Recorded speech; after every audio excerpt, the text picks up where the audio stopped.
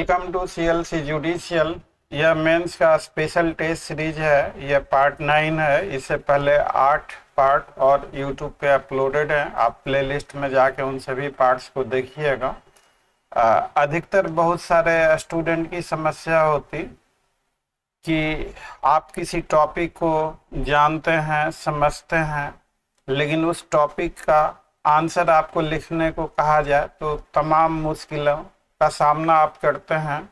उस टॉपिक का एक अच्छा आंसर आप लिख नहीं सकते, उस टॉपिक को अच्छे और इफेक्टिव तरीके से आप बोल नहीं पाते। तो इन्हीं समस्याओं के मद्देनज़र यह स्पेशल सीरीज बनाया गया है, जो कि यूट्यूब पे हम लोगों ने पहली बार मेंस स्पेशल सीरीज चला रहे हैं। झारखंड का भी पीटी का रिजल्ट निकल चुका है। सभी तमाम सक्सेसफुल स्टूडेंट्स को हमारी तरफ से शुभकामनाएं। उनका भविष्य सफल हो, उनका सपना साकार हो। आरजेएस का भी रिजल्ट आने वाला है, जल्दी देखिए कब आता है। तो हम लोग इस वीडियो को शुरू करते हैं। वीडियो को सबसे पहले हम लोग 1 बाय 1 पीटी का क्वेश्चन। तो section 10 TPA deals with condition, तो इसका आंसर ए होगा। जैसा कि हमने पिछले वीडियो में बताया कि कोई पार्टी आइदर विथ कंडीशन और विदाउट कंडीशन ट्रांसफर हो सकती है। अगर विदाउट कंडीशन है तो एब्सोल्यूट ट्रांसफर है, कंप्लीट ट्रांसफर, और कंडीशन के साथ है तो date is conditional transfer.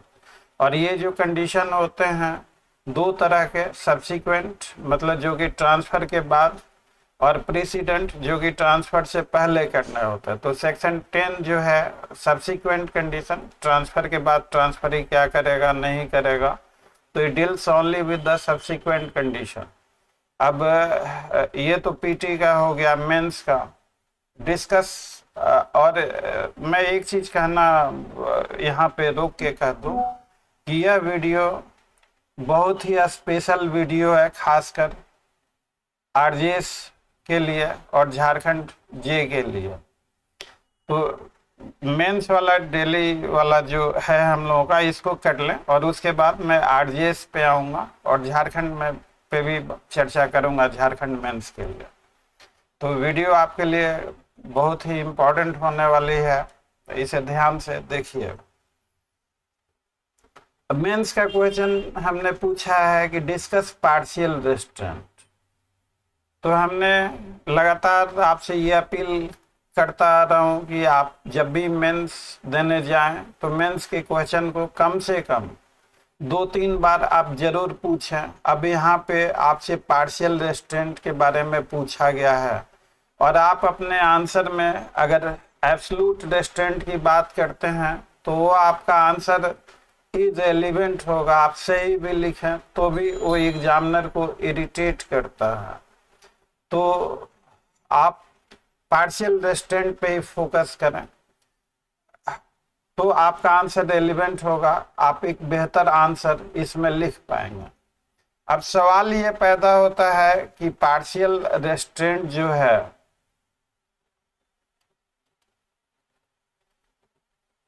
Partial restaurant,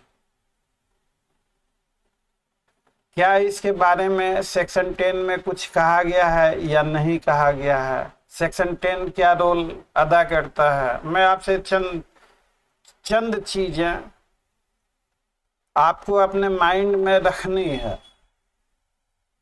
और इन्हीं लाइंस के अंतर्गत आसपास आप आंसर लिखेंगे तो आपका एक बेहतर आंसर हो सकता। नंबर 1 की पार्शियल रेस्ट्रेंट के बारे में सेक्शन 10 क्या कहता। अगला पॉइंट कि पार्शियल रेस्ट्रेंट हम लोग, व्हाट इज पार्शियल रेस्ट्रेंट।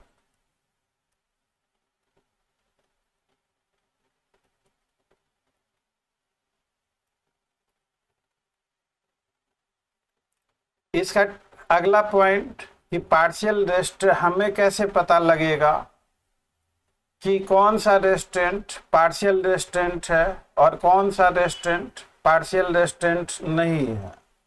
तो उसका टेस्ट क्या है? चौथा एस्पेक्ट इसका कि आप केस लॉ के जरिए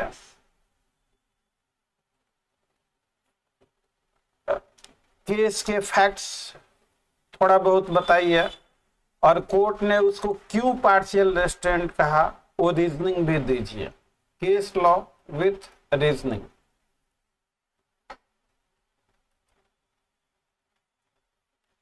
पांचवा पॉइंट, आप कहीं भी अब जैसे पार्शियल रेस्ट्रेंट क्लियर हो गया तो इसको इलस्ट्रेट कर दीजिए कोई एग्जांपल देके।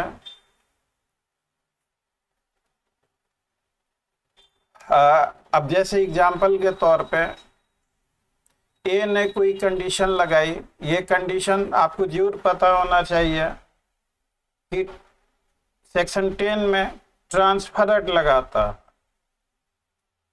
तो सेक्शन 10 ट्रांसफरर के लिए बना।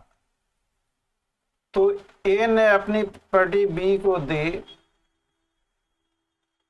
और एक कंडीशन लगा दिया ए ने कि XYZ मेरा दुश्मन है, तुम ये प्रॉपर्टी को अगर बेचना हो तो XYZ को नहीं बेचोगे, बाकी किसी को भी चाहो बेच सकते हो। तो यह किस तरह का रेस्ट्रेंट होगा? एब्सोल्यूट होगा कि पार्शियल होगा? अगर एब्सोल्यूट है तो क्यों है, पार्शियल है तो क्यों है? तो आप देखेंगे ऐसे कंडीशन में कि ए के पास फ्रीडम है, अरे एक आदमी को नहीं बेच रहा है XYZ, लेकिन पूरा मार्केट तो है। तो सेक्शन 10 जो है लिमिटेड, ये पावर ऑफ एलिनेशन से संबंधित है और इसीलिए रेस्ट्रेन अपॉन एलिनेशन। तो इन चीजों को आप क्रमबद्ध सीक्वेंस वाइज लिखते हैं तो आपका एक अच्छा आंसर हो सकता है। अब now good answer and professional answer, इन दोनों में डिफरेंस या हम कैसे प्रोफेशनल आंसर लिखें, तो जो तौर तरीके हैं प्रोफेशनल आंसर लिखने का, आप दो चीजों को ध्यान में रखिए। आपको सिंपल तरीके से, सिंपल एंड सिस्टमेटिक,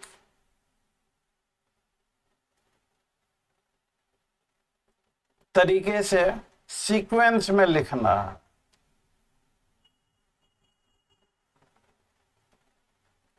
तो एक सीक्वेंस के तौर पे हमने आपसे ये 3-4-5 चीजें पूछी, आप हमें कमेंट करके बताइएगा। ये जो जो चीजें, वीडियो को थोड़ा बैक करके सुन लीजिएगा और जो जो सवाल पूछे गए हैं उन सवालों के जवाब हमें कमेंट करके बताइएगा।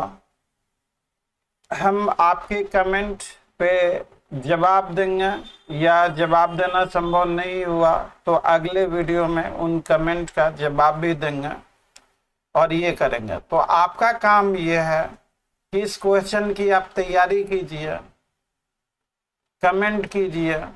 आपका कमेंट सही है, लीगली करेक्ट है, लीगली इनकरेक्ट है, इन चीजों को हम बताएंगे आपको अगले पार्ट में, अगले वीडियो। तो इस तरीके से आप इसका आंसर लिख सकते। आपने देखा कि हम लोगों को पार्शियल रेस्ट्रेंट को ही हाईलाइट करना है। अमूमन होता क्या कि स्टूडेंट एब्सोल्यूट रेस्ट्रेंट भी हाईलाइट करने लगा।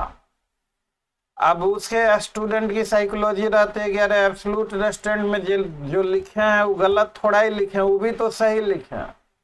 तो आप एब्सोल्यूट रेस्ट्रेंट में जो लिखा है सही लिखा है, लेकिन इस क्वेश्चन के लिए एब्सोल्यूट रेस्ट्रेंट में जो आप अपनी एनर्जी बर्बाद कर रहे हैं, जो स्पेस को बर्बाद कर रहे हैं, वो आपके लिए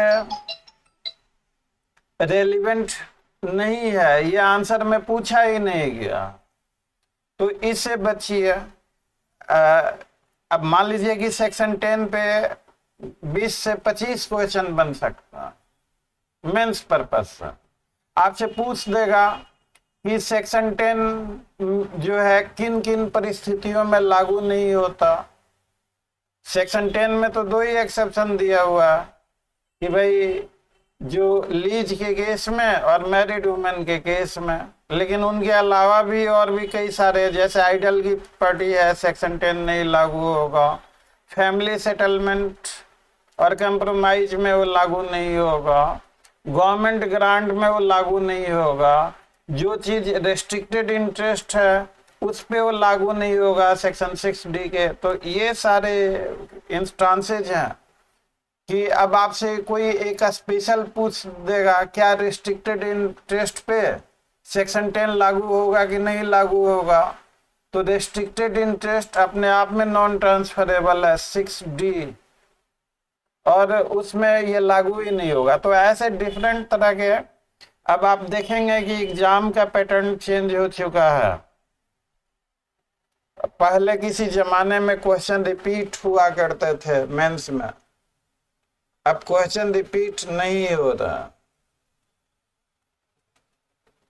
तो कहने का मतलब कि थोड़ा इसे केयरफुली करेंगे तो आपको वीडियो में जो सवाल हमने पूछे हैं इन सवालों के जवाब आप कमेंट करके दीजिए, वो सारे पॉइंट बताइए, मैं भी आपके कमेंट पे रिस्पॉन्ड करूंगा। और अगर लंबा सा कुछ है तो अगले पार्ट में इसकी चर्चा करूंगा मैं नाम के साथ, आपके कमेंट्स के साथ, और बताऊंगा भी आपको।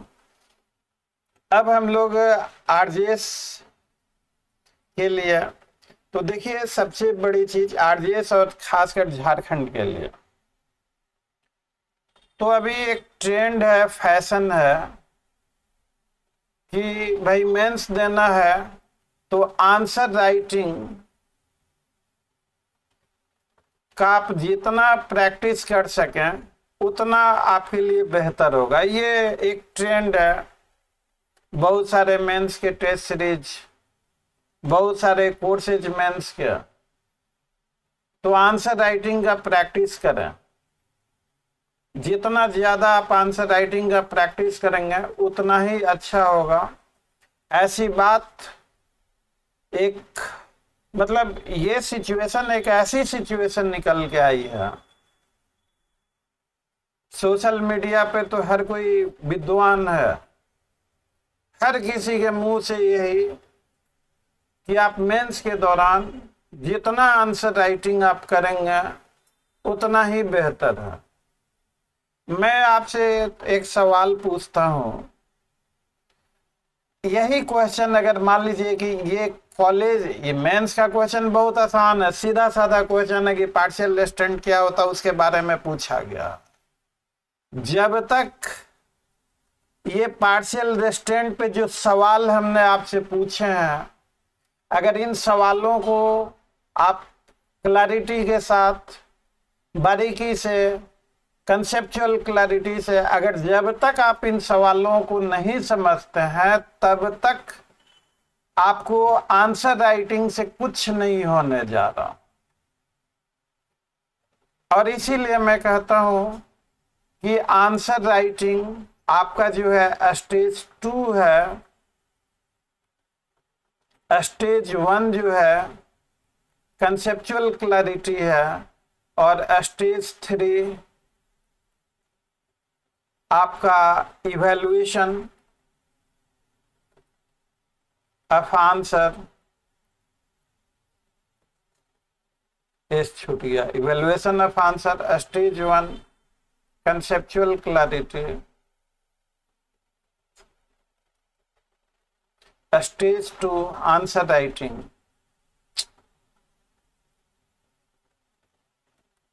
तो मेरे व्यक्तिगत नजरों में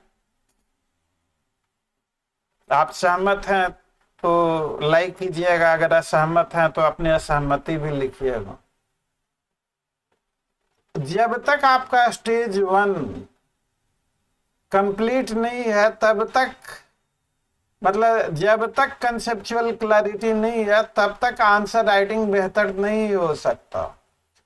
अगर स्टेज 1 कंप्लीट नहीं है तो स्टेज 2 में आप आधा अधूरा आंसर लिखेंगे एवरेज टाइप का, और आपको एवरेज नंबर ही आएगा। मुझे ऐसा लगता है, मे बी रॉन्ग। अगर आपको लगे कि आई एम रॉन्ग तो इग्नोर मी,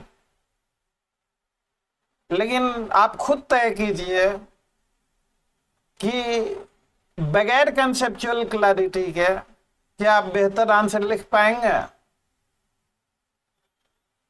तो आंसर राइटिंग प्रैक्टिस से भी अहम जरूरी है कि आप टॉपिक को बेहतर तरीके से समझें, किसी के झांसे में ना आए कि आंसर राइटिंग से ये हो जाएगा वो हो जाएगा।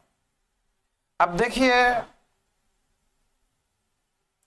अभी मेंस का एक साइकोलॉजिकल प्रेशर आप पे चलेगा।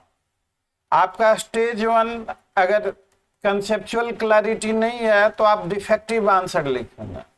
डिफेक्टिव आंसर लिखेंगे तो आप में फ्रस्ट्रेशन, डिप्रेशन और निगेटिविटी सारी बीमारियां लगेंगी, और ऐसी स्थिति में निगेटिविटी इतनी बढ़ेगी कि आप जो चीज पढ़ सकते थे, समझ सकते थे, आपकी इफिशियंसी पे असर पड़ेगा। तो देखिए, अपने को अंडर एस्टिमेट या ओवर एस्टिमेट ना करें कि अब ठीक है आपने समय उस तरीके से नहीं दिया है और आप स्टेज 1 में थोड़ा पीछे रह गए, तो समझदारी ये है कि आप मेंस दे रहे हैं तो आप स्टेज 1 फिनिश नहीं है तो स्टेज 1 पे आप टाइम लगाएं। मेन चीजों को, की पॉइंट को, की वर्ड को कॉपी में नोट कर लें, और थोड़ा बहुत आंसर राइटिंग का थोड़ा बहुत रियाज कर लें ताकि आप लिखने में कंफर्टेबल हो, कलम ना रुके आपकी। लेकिन whole and soul effort answer writing में सिर्फ उन्हीं लोगों के लिए फायदेमंद है जिनका स्टेज 1 बखूबी कंप्लीट है। अगर स्टेज 1 कंप्लीट नहीं है तो फिर आंसर राइटिंग से कोई खास फायदा नहीं होने वाला। आपका समय बर्बाद हो जाएगा, निगेटिविटी बहुत होगी और आप मेंस आपके हाथ से निकल जाएगा। तो अगर किसी कारण से आपका स्टेज 1 ठीक नहीं है तो आप ईश्वर पे भरोसा कीजिए, जो भी आपसे हो सकता आप उसे पढ़िए, अच्छे से टॉपिक को तैयार कीजिए, मेमोराइज कीजिए, और मेंस में जो भी हम लोगों का ये वीडियो देखते रहिए। हम आपको जैसे इस आंसर का पार्शियल रेस्टेंट का कीवर्ड आपको बताया कि ये चीजें आपको लिखनी है। हमने ये भी बताया कि आपको क्या लिखना है और क्या नहीं लिखना है। अब सवाल इसका जो सॉल्यूशन है, अगर मैं यहाँ आपको पढ़ाने लगूं तो ये वीडियो काफी लंबी हो जाती है, और आप वर्कआउट कीजिए इसको, मैं आपके साथ हूं, आपको वो भी बताए जाएंगे सॉल्यूशन समय समय पर। लेकिन जो सवाल पूछे हैं उनको आपके पास मटेरियल होगा ही, किताबें होंगी, आप इन क्वेश्चंस के जवाब फाइंड आउट कीजिए, लिखिए, उनको सीक्वेंस में अरेंज कर दीजिए, हो गया आपका बेहतरीन आंसर। तो यह एक नया प्रयोग है। हम लोग सोच रहे हैं कि आपको थोड़ा गाइडलाइंस, कि भैया इस तरह का क्वेश्चन है, इस तरह के क्वेश्चन को अगर लिखना है तो ये जो पॉइंट हमने बताए हैं उस पॉइंट पे आप फोकस कीजिए। किसी चीज को हाईलाइट करना चाहते तो पैरा चेंज कर दीजिए। तो और मेंस आंसर राइटिंग का जैसे बताया, इंट्रो, आपको क्या नंबर मिलेगा ये सबसे पहले डिसाइड होता है। आपके शुरुआती चंद लाइनों में एग्जामिनर तय कर लेता है कि आपको क्या नंबर मिलना चाहिए। उसका माइंड एक बार बन जाता है तो फिर उसमें चेंज नहीं होता। तो इंट्रो को इग्नोर मत कीजिएगा, इंट्रो आपका इफेक्टिव होना चाहिए। इंट्रो अगर इफेक्टिव है तो अच्छे नंबर आ जाएंगे आपको। तो मेंस आंसर राइटिंग का कोई रॉकेट साइंस नहीं है, आपको सिंपल सिंपल चीजें छोटे छोटे सेंटेंस में सीक्वेंस में लिखना है। हर क्वेश्चन का कुछ पार्ट होता है, जैसे ये पार्शियल रेस्टेंट का ही ये पार्ट है। अगर आप पार्शियल रेस्टेंट लिखेंगे तो पहली चीज कि पार्शियल रेस्टेंट पे फोकस करें, एब्सोल्यूट रेस्टेंट को हटा दें। आप पार्शियल रेस्टेंट पे मेंस का आंसर लिख रहे हैं, आप किताब नहीं लिख रहे कि आपको you have to explain each and everything. ये क्वेश्चन 10 मार्क का है, लिमिटेड है, कन्फाइंड है, सिर्फ पार्शियल रेस्ट। तो पार्शियल रेस्टेंट पे जितना फोकस करेंगे आपका आंसर उतना ही अच्छा रहेगा। सेक्शन 10 की क्या भूमिका है पार्शियल रेस्टेंट में? पार्शियल रेस्टेंट हम किसे कहते हैं, इसका टेस्ट क्या है, केस लॉ दीजिए और उदाहरण देके समझाइए। जैसे हमने ये उदाहरण दिया था, एक बी को ट्रांसफर करता है कि भैया XYZ को मत बेचना, बाकी किसी को भी बेच दो। तो ट्रांसफरी का पावर ऑफ एलिनेशन क्या सब्सटेंशियली अफेक्ट हो रहा है कि पार्शियली अफेक्ट हो रहा? तो ये सारे की वर्ड हैं, इनको आप कीजिएगा तो आई होप एंड बिलीव कि एक अच्छा आंसर आप लिख पाएंगे।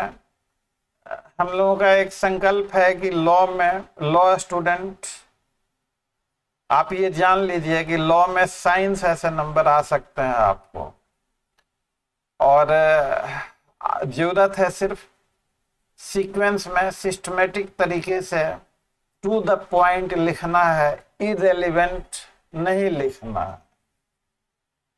आप धीरे धीरे प्रयास करेंगे, शुरुआती चंद मुश्किलें होंगी आपको, लेकिन धीरे धीरे ये समस्या अपने आप इसका समाधान निकल जाएगा। तो और यही हम लोग सोच रहे हैं कि अब जैसे इसे वीडियो भी शॉर्ट होगा, किसी के पास टाइम नहीं है, मतलब हम लोगों ने तय किया 10-15 मिनट से ज़्यादा का वीडियो नहीं, वो करते करते हो ही जाता है 10-15-20 मिनट।